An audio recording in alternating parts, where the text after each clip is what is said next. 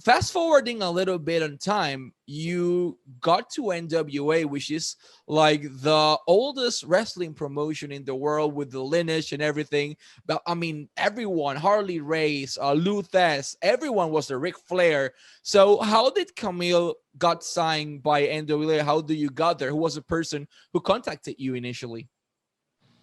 Yeah, so at that point, I actually thought I was done with wrestling. I was kind of over it. I had a bad experience somewhere that kind of made me not want to do it anymore. And, but it did get to a point where I was missing it a little bit, but I didn't let anybody know. And David Lagana just so happened to shoot me a message and was like, "Hey, are you really done wrestling?" And I was just like, "Why? Like, what do you got for me? Who knows?"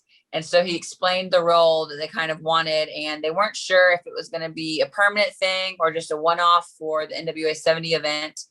And it just so happened that the dynamic of it worked really well, and people really liked it when we went out there. So it stuck, and then I've been around ever since. I'll translate that. Llega un punto en donde Kamille dice, hasta aquí llegué con la lucha libre, tuvo una mala experiencia, no más. David Lagana le escribe y le dice, mira, ¿de verdad terminaste con la industria? Y dice, bueno, depende, ¿qué tienes para mí? Y llega entonces la oportunidad de tener un rol en la NWA, y a esa es la próxima pregunta que de hecho nosotros vamos a ir ahora. That's actually our next question. Whose idea was to pair you up as Nick Aldis's insurance policy?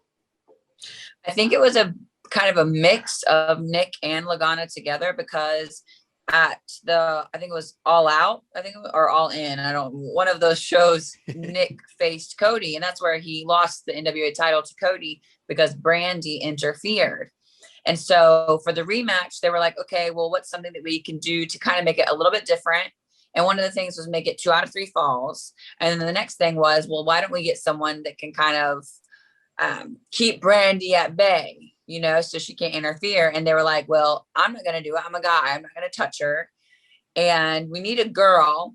But, everyone knows Nick's married to Mickie James. So they were like, it can't be a love interest type of thing, because that just would make no sense. And we can't get a really girly girl, that's someone small and petite to be like a bodyguard character. So David Lagana had just kept an eye on me when I worked at Indies, and he was like, I have the perfect person who can come in and, be like a China-esque type of bodyguard. I'll translate that. Llega el momento dado. ¿Cómo llega Kamille a la NWA? ¿De quién fue la idea principal de crear este personaje del insurance policy de Nick Aldis? Bueno, en All In, en Chicago, Nick Aldis pierde el campeonato ante Cody Rhodes porque Brandy Rhodes interfiere. Posteriormente hicieron esa lucha de 2 a 3 caídas y dijeron, ok, para que Brandy no se meta a la lucha, necesitamos a alguien. ¿Quién es la persona? No puede ser alguien petit, tiene que ser alguien grande, fuerte, para que sea creíble el personaje. Y David Lagana dice, oye, yo tengo la persona correcta para eso, la vi en la indie, la muchacha es buena, y así es que entonces entra Kamille Brickhouse a este personaje como Kamille solamente. En el caso de esto fue como un personaje similar a China, de Bodyguard, and who took the decision of the insurance policy to be silent for so long. And how was that experience for you? It kind of just came naturally. I think eventually it was like, okay, let's keep her silent for this amount of time. But when I first came in, that wasn't the plan. But there was such kind of a mystery around who I was anyway, that there was never really any purpose in me to talk. And then if you think of people's bodyguards in real life, they're not chatting away. They're always just kind of stoic. So it was a mix of that. And then eventually when NWA Power came on, everyone was like, well, why isn't she talking? So instead of talking all of a sudden, we were like, well, let's just see how long we can go and make people, keep people guessing. I'll translate that. ¿De quién fue la idea de que Kamille fuese silente, que no hablara? Bueno, obviamente los bodyguards no hablan, están así todo el tiempo, es quieto. Llega el momento dado en que llevaba tanto tiempo sin hablar que dice, ok, vamos a extender a ver esto, a ver cuánto tiempo más podemos hacerlo y que la gente comience a picarle la curiosidad. Speaking of which, it was a fun fact. Kamille traveled to Puerto Rico for an event here, Fight Forever. And I remember this. Hugo was doing a live stream, happy with everyone. And when he asked Kamille something, I was like, she doesn't speak. She doesn't speak. Kamille doesn't speak. And it was like, how she doesn't speak? And then he remembered, oh, the everything. So funny story there about that. How was your experience, wrestling in Puerto Rico?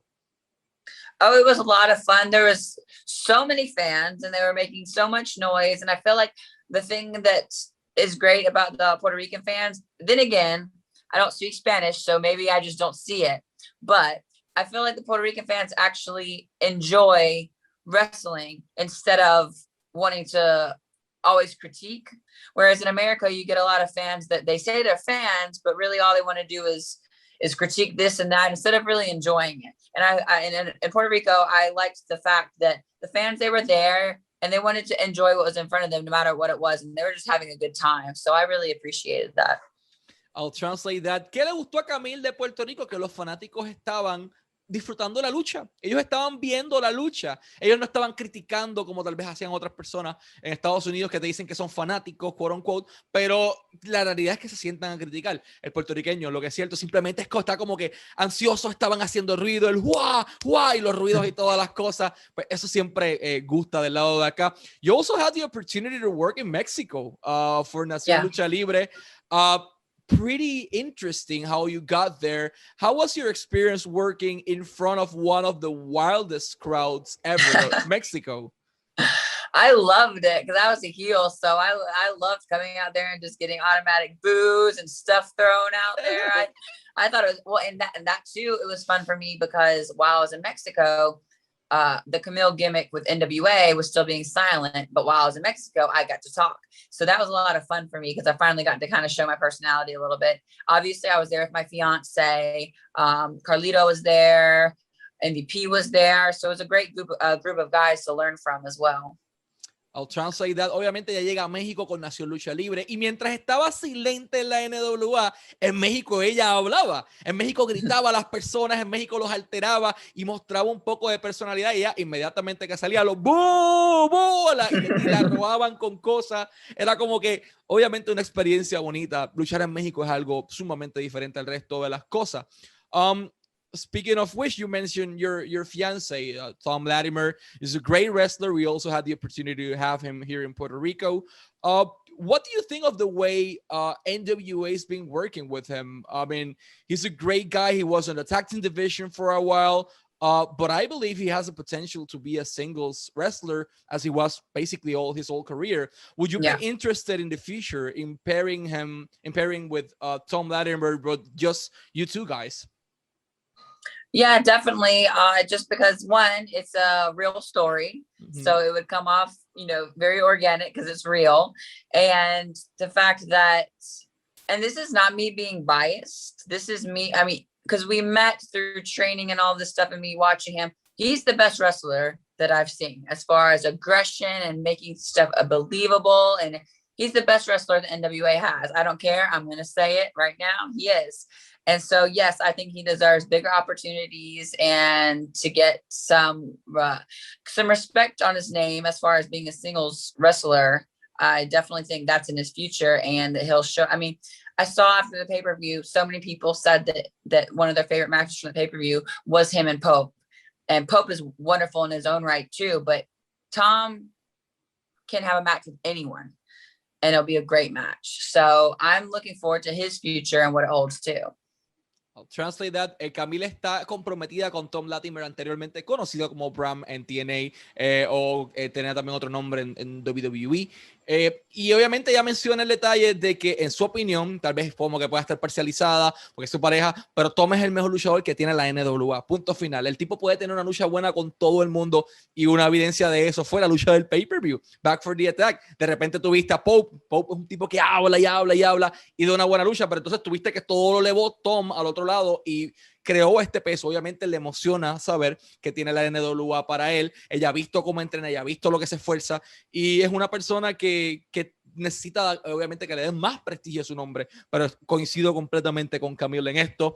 Speaking of which, NWA's creative process is something that always amazes me because it is one of the few companies that are booking matches with old school credibility in every single sense. Like you don't see this weird, unnecessary flips just because it looks pretty, you know. Right. For example, your moments or thumb matches, everything is build up with a purpose. Every punch you throw with a purpose.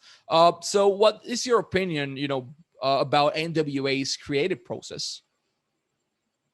Like you said, we really do like to think of ourselves as the different program. There's something that is different for people to watch, because my thing is, I respect the other stuff. It takes a great deal of athleticism. I'm not taking that away, but it all kind of starts to look the same after a while. And NWA is different because just the studio in itself is a different look. And then the fact that we got a whole bunch of big guys and girls in there just going at it and having like a fight style of match is an actual competition, wanting to win and showing that you want to win the whole time instead of just kind of doing artsy stuff, is what makes our product different.